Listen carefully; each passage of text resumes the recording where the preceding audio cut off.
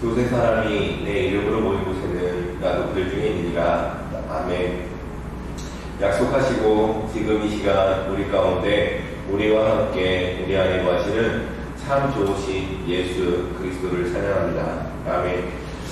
우리들이 지내다 보면 생각지도 않은 일을 겪게 되기도 합니다. 2020년 10월 25일 오후 4시경 경상북도 봉화의 석탄광산에서 매몰사고가 일어났습니다. 토사로 인한 매몰사고는 수직 190m 아래에 일어난 사건이고 2명의 광부가 매몰되는 일이 있었습니다. 2명의 광부는 매몰되는데 그 중에 한 명은 광부가 된 지 4일밖에 되지 않은 신입 광부였다고 합니다. 동굴의 평균 온도는 14도였고 정말 그래서 추위를 견디기 위해서 작은 비닐로 여러 겹을 쳐서 작은 텐트를 치고 그 안에 장작을 만들어서 옷도 말리고 그리고 기온도 유지하면서 믹스커피 30개로 9일째를 버티던 순간 마지막 장작이 다 타고 랜턴에 불도 꺼지고 그래서 선임 광부가 후임 광부에게 서로 마지막을 준비하자라고 말하고 서로 마지막을 정말 우리가 어떻게 죽음을 맞이해야 되는가라는 그 시간을 하는 순간 팔파라는 소리와 함께 꽝 소리가 나고 사람들이 들어와서 구조하게 되었던 일이 있었습니다. 박정아 씨의 아들분께서는 사고 나중에 점심에 아버지와 통화해서 점심 식사 중이라 성의 없이 빨리 끊어버린 전화가 정말 미안하고 죄송하다는 인터뷰를 하고 그리고 가족들에게 매번 그 광부 가족들은 사랑한다는 말을 후회하지 않고 하려고 한다고 합니다. 그리고 가족의 행복함을 느꼈고 그리고 우리 가족을 위해서 열심히 살아가기로 하였습니다. 아주 특별한 경험을 통해서 가족의 소중함을 알게 되었습니다.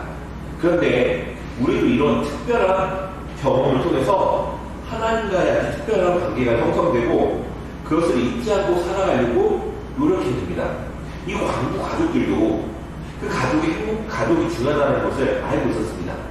그러나 그 매몰 사건이 일어나기 전까지는 그렇게 어려운 일이 그렇게 우리에게 쉽게 이렇게 한순간에 닥칠 줄 몰랐습니다.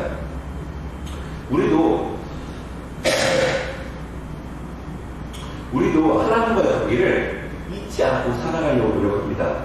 다니엘 기도의 정선희 씨는 하나님과의 인격적인 만남이 긴가민가하는 확실한 경험이 없지만 그 긴가민가하는 경험을 가지고 평생을 신앙생활을 하는데 어려움이 없다라고 하셨습니다. 하나님의 자녀가 된다는 것은 매우 특별한 일입니다. 세상에 많은 사람들이 경험할 수 없는 일입니다. 근데 이것을 알고 되고자 한 사람이 오늘 본문의 말씀 가운데 등장을 합니다. 하나님께서 이스라엘 백성들에게 행하신 일을 알고 나도 그 민족이 되고 싶고 나도 그들 중에 들어가고 싶고 하는 한 사람이 등장하게 됩니다. 오늘 17절 말씀에 시스라가 걸어서 도망하여 겐사람 헤벨의 아내 야엘의 장막에 이르렀으니 이는 하소라 야빈과 겐사람 헤벨의 집 사이에 화평이 있습니다. 아멘. 오늘 11절에 3명의 사람이 등장합니다. 시스라, 헤벨, 야엘이라는 사람이 등장합니다. 시스라라는 사람 이름의 뜻은 전장을 내어라라 라는 의미로서 제갈리아 같은 사람으로 탁월한 전략가 분류로 사람이었습니다. 그리고 헤벨은 순결이라는 의미를 가지고 있었고 야엘은 사닥 염소라는 의미를 가지고 있습니다. 이름이 중요한 것이 아니라 이들이 개 족속이라는 것이 중요합니다. 개 족속 헤벨의 조상은 모세의 장인 이드로의 후손입니다. 근데 지금 가나안에 들어와 있습니다. 그 이유는 11절 말씀에 설명을 하고 있는데 모세의 장인 호밥의 자손 중 겐사람 헤벨이 떠나 게데스에 가까운 사하나님 상수리나무 곁에 이르러 장담하셨더라. 아멘. 개 족속이 대대로 머물렀던 땅은 미디안 땅입니다. 근데 미디안 땅인데 그들이 가나안 땅에 들어와서 그들이 게데스 근처에 사하나님 상수리 곁에 거주하게 되는데 이 게데스라는 곳이 어디냐면 이스라엘 최북단의 도피성입니다. 이스라엘 최북단의 토기성으로 그 주변에 거주했는데 위치가 하솔의 뒤쪽에 있습니다. 하솔보다 더 북쪽에 있는데 이 하솔이 왜 중요하냐면 하솔은 가나안 족속의 성읍이었다라고 성경은 기록을 하고 있습니다. 그러니까 자기가 성읍에서 군사를 파견해서 전쟁을 하면 성읍이 군사가 없잖아요. 그러면 그 뒤에 있던 이 가나안 족속 헤벨이 공격을 하면 이 성읍이 점령을 당할 수가 있어요. 그러니까 이 가나안 왕이 야민이 이 헤벨의 집에 가서 서로 평화 계약을 맺었다라는 이야기를 정말 들고 오늘 시스라가 그래서 헤벨의 아내 야엘의 장막에 이르렀으니 그러니까 어떻게 하냐면 방문했겠죠. 가나안 왕이 이 헤벨의 집에 방문하였을 때 그의 아내 야엘도 봤겠죠. 그리고 그 장관과 그리고 장군들이 그들이 장막에 거하기 때문에 장막 안에서 접대하는 법의 절차에 의해서 얼굴을 봤었을 것입니다. 그래서 그가 헤벨의 천막에 들어가게 됐다라고 오늘 성경은 그렇게 이야기가 시작됩니다. 오늘 본문은 BC 1220년경 있었던 사건으로 굉장히 중요한 사건입니다. 고대 사회에서도 제국이 등장하기 전 부족과 왕국의 전성기 시대를 오늘 말씀하고 계신데 이때 이스라엘 백성이 하나님께 범죄하여 하나님께서 한 사사를 세우시는데 드보라라는 여자 사사를 세우십니다. 근데 이 드보라라는 이름의 뜻은 꿀벌이라는 이름을 가지고 있는데 그 집안에 대해서 설명하기를 4장 4절 말씀에 그때 라피도세 아내 여선이자 드보라가 이스라엘의 사사가 되었는데 안에 그의 남편이 납비봇이라고 합니다. 납비봇의 의미는 번개, 횃불이라는 의미를 가지고 있어서 그 이름을 가진 사람들은 당시 바알을 섬기는 제사장의 역할을 많이 했다라고 합니다. 생각을 하고 싶다. 남편이 바알을 섬기는 제사장인데 아내는 하나님이 세우신 이스라엘의 사사가 되어 있었습니다. 남편과 가족들로부터 얼마나 큰 핍박을 받았을까요? 근데 이 한 길로 인해서 저희 5절 말씀에 앞으로 일어날 일에 대해서 곡선이 깔리는 일이 일어납니다. 그리고 앞으로 일어날 일에 대해서 암시해주는 듯한 일이 일어나는데 그는 에브라임 산지 라마와 베델 사이 드보라의 중요나무 아래에 거주하였고 이스라엘 자손은 그에게 나아가서 발을 폈더라. 아멘. 그런데 이스라엘 사람들이 그 배경 없고 가족들도 인정해주지 않는 여인 드보라에게서 재판을 받았다라고 말씀하십니다. 사람들이 그 사사로 인정하였다는 것이죠. 그리고 사사 중에 유일하게 여성 사사로 쓰임을 받습니다.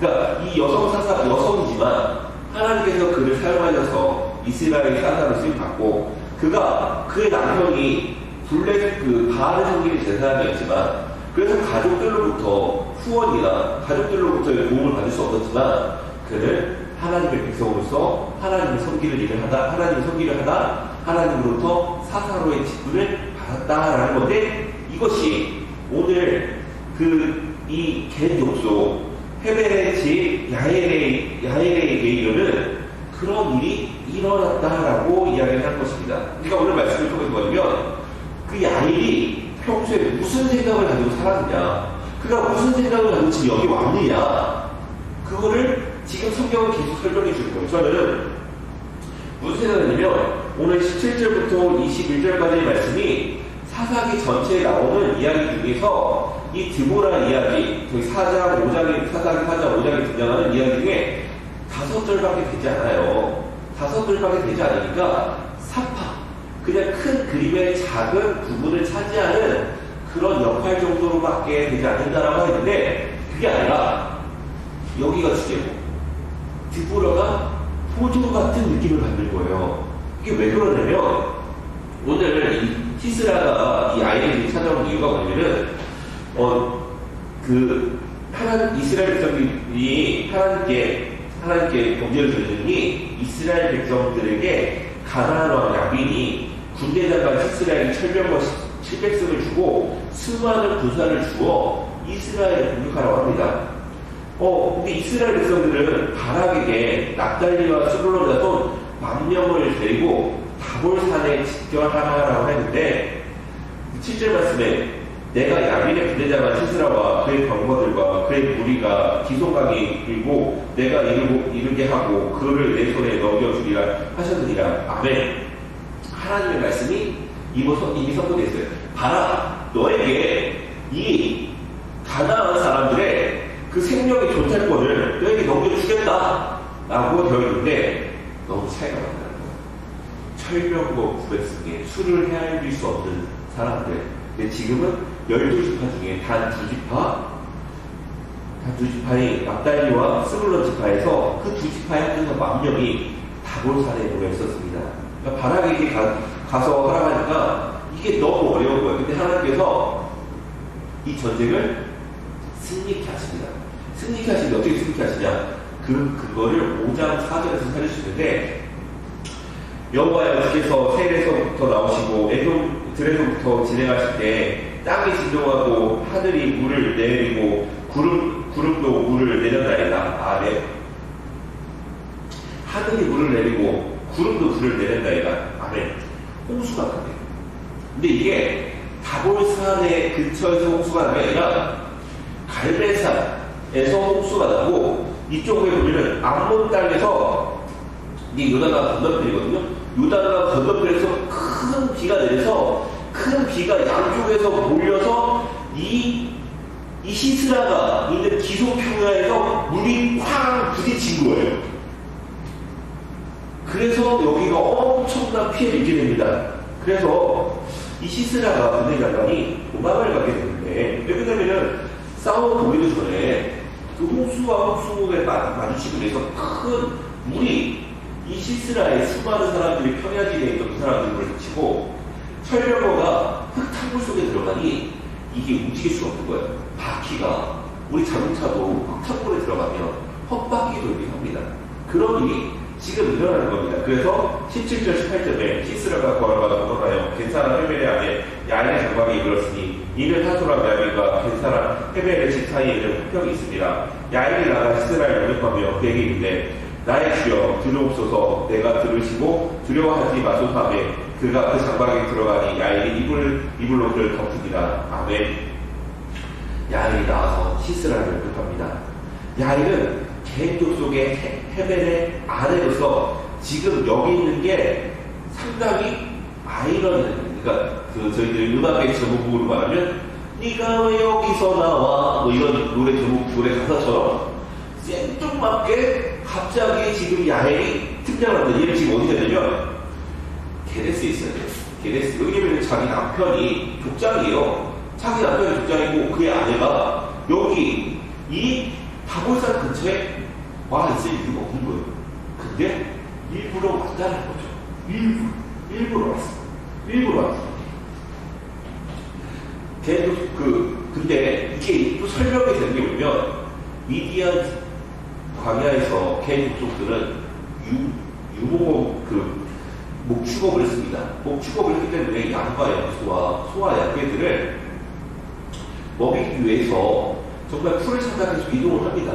그렇기 때문에 그들이 장막을 이루면서 계속 이동하였다라는데, 굳이 전쟁터가 일어나는데 이 다볼산 근처로 오지 않아도 되는데 굳이 왔다라는 것이죠.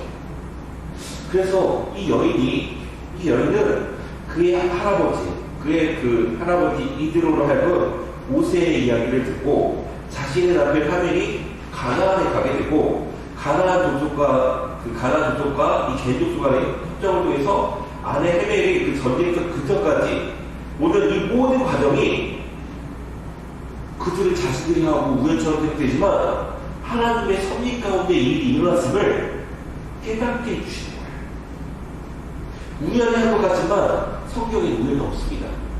야엘이 좀 뒤에 바락이 히스라를 추적하여 왔기 때문에 잠든 히스라를 바락에게 죽이라고 할 수도 있었습니다. 그런데 야엘은 21절 말씀에 그가 깊이 잠드니 헤벨의 아내 야엘이 장막에 말뚝을 가지고 손에 방망이를 들고 그에게로 가만히 서서 말뚝을 반자놀이에 박음에 말뚝이 꿰뚫고 땅에 박히니 그가 기절하여 죽으니라.